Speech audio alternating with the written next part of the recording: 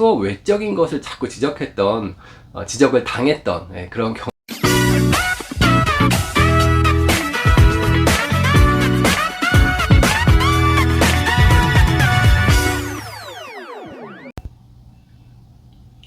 안녕하세요, 모두쌤입니다. 오늘은 수업 장학과 관련된 이야기를 좀 해볼까 합니다. 수업 장학이라고 하면은 그게 무슨 말인지 약간 궁금해 하실 분도 계실 거고, 장학에 대한 이야기를 많이 알고 계신 분도 계실 것입니다.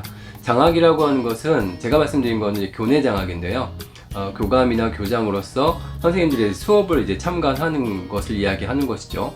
또 선생님들끼리, 동료들끼리 상호간에 수업을 참관하는 것을 동료 장학이라고 하고, 또 이제 저경력자 위주의 또 장학이 또 있고요. 여러 가지 종류의 장학이 있는데, 일반적으로 이제 동료 장학이라는 이름으로 관리자 분들도 같이 그냥 들어가서 1년에 한 번 정도 이제 선생님들 수업을 보고 수업과 관련 협의회를 하는 것을 일반적으로 이제 동료 장학이라는 말로 씁니다. 예전에 제 영상에 보면은 동료 장학이라고 했는데 왜 교장 교감이 들어와서 수업을 보느냐라고 댓글을 달아주신 분들 계셨는데, 그것이 이제 운영되는 형태는 아마 지역별로 또는 학교별로 약간씩 좀 차이는 있을 거라고 생각합니다. 제가 근무하고 있는 학교에서는 동료 장학이라는 이름으로 관리자도 같이 수업을 동학년 선생님들과 함께 보는 것을 동료 장학으로 칭하기 때문에 그 용어를 지금부터 사용하도록 하겠습니다. 수업을 하기 전에 이제 선생님들께서는 어떻게 수업을 할 것인지에 대한 협의회를 이제 하시죠. 보통의 경우는 이제 학년 협의회 내지는 학년에서 이루어지는 전문적 공동체를 중심으로 수업 협의회가 이루어지는 것으로 알고 있습니다. 그래서 공동 지도안으로 수업을 이제 진행하실 것인지, 아니면 각자 교과를 다른 교과를 해가지고 하실 것인지, 뭐 이런 큰 틀의 모습이 정해진다고 생각합니다. 제가 근무하는 학교에서는 공동 지도안도 괜찮고, 각자 선생님께서 갖고 계시는 역량이나 수업 기술 또는 좋아하는 교과목에 따라서 교과를 좀 나눠보는 것도 좋겠다라는 말씀을 드렸고, 그에 따라서 선생님들이 자율적으로 이제 지도안을 짜셔서 한 개 학년이지만 공동 지도안으로 수업한 학급도 있고요. 그다음에 각자 본인이 좋아하는 교과를 중심으로 수업을 하시는 선생님도 계셨습니다. 작년하고 좀 비교해보면은 올해가 조금 더 다양성이 늘어난 경우라고 볼 수 있겠는데요. 제가 교사 때도 생각해보면 제가 관심이 있는 교과는 이제 영어 교과와 음악 교과, 이런 교과 쪽에 관심이 많아서 수업 연구를 할 때 보통 영어나 음악 쪽으로 많이 했던 것 같습니다. 물론 이제 체육 교과 전담을 할 때는 체육 수업을 할 수밖에 없는 상황이어서 체육 수업을 했고, 또 동학년에서 우리는 한 교과로 통일해서 합시다 라고 할 때는 뭐 국어과라든지 뭐 이렇게 수업을 했던 경험이 있는 것 같습니다. 공동 지도안을 짜게 될 때는 같은 차지로 할 것인지 아니면 다른 차지로 할 것인지, 여기에 대해서 또 선생님께서 논의를 해가시는 부분이 있을 것 같습니다. 같은 차지를 했을 때는 똑같은 활동과 똑같은 수업 목표를 가지고 또는 수업 방법을 가지고 수업 도구를 가지고 수업을 하더라도 학급마다 산출되는 결과물은 조금씩 다르거든요. 이것을 가지고 나중에 사후협의회 때 어떤 평가를 하면서 좋은 점과 조금 개선해야 할 점, 이런 것들을 비교하는 것도 중요하다고 생각을 합니다. 제가 근무한 학교에서도 선생님들께서 공동지도안도 짜셨고, 아까 말씀처럼 각자 교과를 나눠서 하시기도 하셨는데, 아주 다양한 종류의 수업을 볼 수 있어서 너무 좋은 기회였던 것 같습니다.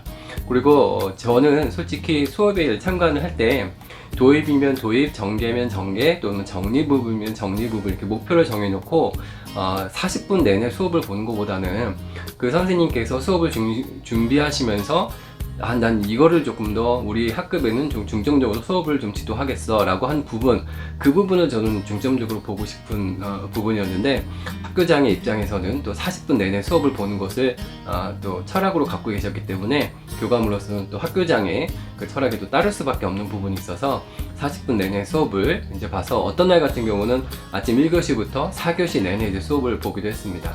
그런데 그 시간이 물론 업무적으로는 교감의 업무를 좀 못하기 때문에 좀 불안한 시간이긴 하지만, 그래도 그 선생님의 학급도 좀 살펴보고 그 선생님의 수업 기술도 좀 살펴보고 아이들의 모습도 살펴볼 수 있는 좋은 기회였던 것 같습니다. 제가 작년 제 동료 장학과 관련된 영상에서 무엇을 볼 것인가 수업 장학 시간에 결국은 교사를 보는 것이 아니고 학생을 봐야 된다라고 말씀을 드렸습니다. 결국 수업은 학생들이 중심이 돼야 되고, 학생들이 그 안에서 배움이 일어나야 되는 것이 중요하다고 생각합니다.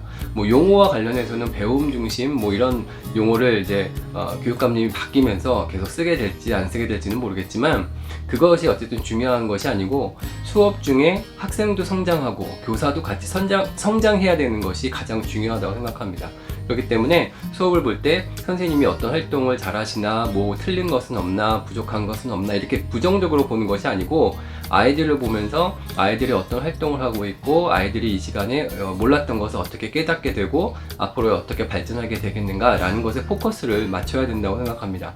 다만 저도 이제 그 교사였으니까 선배 교사로서 이제 그 수업 기술이라든지 수업 모형이라든지 선생님의 발문이라든지 이런 것들은 이제 체크해 볼 수가 있는 부분이고요.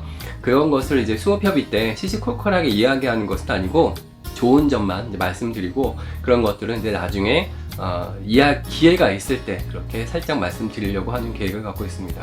저도 교사 때 이제 보면은 수업 협의를 하고 있는데 교장이나 교권 선생님이 사후 협의에 이제 들어오셔가지고 이 반 환경은 어떻고, 뭐 화분에 뭐 그 화초가 뭐 시들어가고 있고, 뭐 햇빛이 들어오는데 블라인드를 뭐 안 쳤고, 뭐 먼지가 있고, 뭐 대걸레가 어디에 있고, 이런 얘기를 하시게 되면 일단은 수업 협의를 할 맛이 안 났던 기억이 납니다.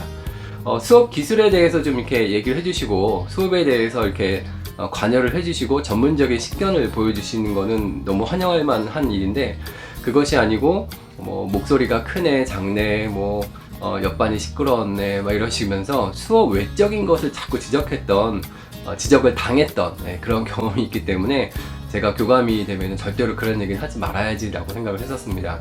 실제로 막상 교감이 돼 보니까 보이지 않는 것들이 또 있더라고요. 이렇게 이런 것들 저런 것도 보이는데, 사실 그런 것들은 마음에 담아두는 부분이고요. 그것을 굳이 사후 협의회나 이럴 때 선생님들한테 막 그렇게 얘기해가지고 하는 것은 아닌 것 같고요.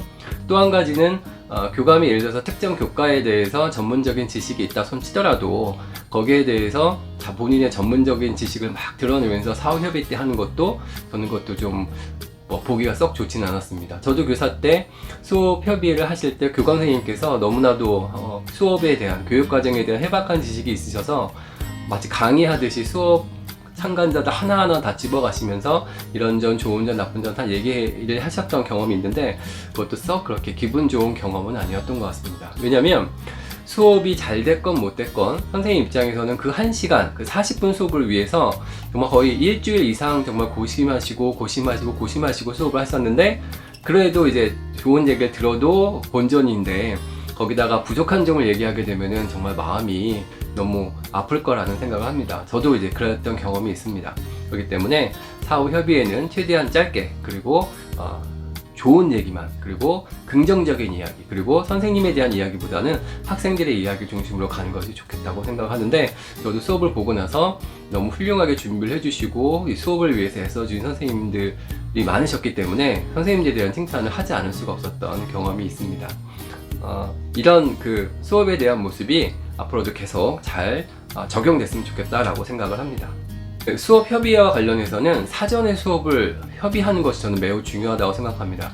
사실 저도 요번에 이제 동료 장학을 준비하면서 제가 이제 원했던 방향대로 좀 지도안을 짰었으면 했는데, 그것이 조금 반영되지 않은 부분이 있어서 선생님들 좀 모아놓고 이야기를 한번 했습니다. 그래서 제가 원하는 부분에 대해서 말씀을 드렸는데, 다행히 이제 거기에 대해서 흔쾌히 받아들여 주셔서 그런 것들이 좀 잘 반영된 부분이 있었는데, 사실 아시겠지만 교사로서 학교 업무가 너무 이제 많죠. 잡무가 너무 많죠. 저도 교사 때 이런 잡무는 교사가 할 게 아닌데 우리는 수업에만 중심으로 수업에만 전념해야 되는데 라고 생각했는데, 그게 뭐 어쩔 수 없죠. 구조적으로 해결할 수 없는 부분도 있기 때문에 결국 선생님들께서는 학교 업무에 치여 사시면서 결국 아이들을 지도할 수밖에 없는 상황입니다. 그렇기 때문에 수업에 대한 얘기까지 또 이렇게 무겁게 해드리면 선생님들 입장에서는 부담이 많이 크기 때문에 사실 걱정을 많이 했습니다. 교감이 의도한 바는 있으나 이 의도한 바를 지금 얘기를 해서 진행을 시킬 것인가, 아니면 그냥 하던 대로 그냥 그 틀대로 갈 것인가. 사실은 이것이 무척 좀 갈등의 순간이었습니다. 하지만 누군가는 좀 그런 잔소리를 좀 해야 되는 역할이 필요하고, 교감으로서 업무도 중요하지만 교육과정이 중심이 돼야 되고, 교육과정이 결국은 아이들의 성장을 이끌어내는 부분이기 때문에 너무너무 중요한 부분이기 때문에 그냥 지나칠 수가 없어서 이번에는 이제 교감의 의도를 좀 밝혔고요. 다행히 그것을 선생님들께서 잘 받아주셔가지고 선생님들도 성장하고 아이들도 성장하고 이제 교감인 저도 좀 성장할 수 있는 그런 좋은 기회가 되지 않았나라고 생각합니다. 이런 분위기로 학구적인 분위기, 교육과정 중심 분위기, 그리고 선생님들의 역량을 좀 이끌어낼 수 있는 그런 분위기, 그런 분위기를 만들어가는 그런 자리, 그게 바로 교감이 아닐까라는 생각을 하면서 정말 모처럼 교감으로서 나름대로 좀 보람을 느낀 그런 기회였습니다. 그래서 교내 장학과 관련해서 그래도 교감 선생님들이 생각하고 있는 어떤 그 보관이 있으실 겁니다. 그런 것들이 있으면 그런 것들을 좀 충분한 협의를 통해서 잘 녹여낼 수 있도록 하고, 또 그런 것들이 서로 간의 성장을 이끌어낼 수 있는 좋은 기회가 되면 좋지 않을까 라는 생각해서 이 영상을 한번 남겨봅니다. 제 영상이 조금이라도 도움이 됐었다면 구독과 좋아요 한번 눌러주시면 감사하겠습니다. 고맙습니다.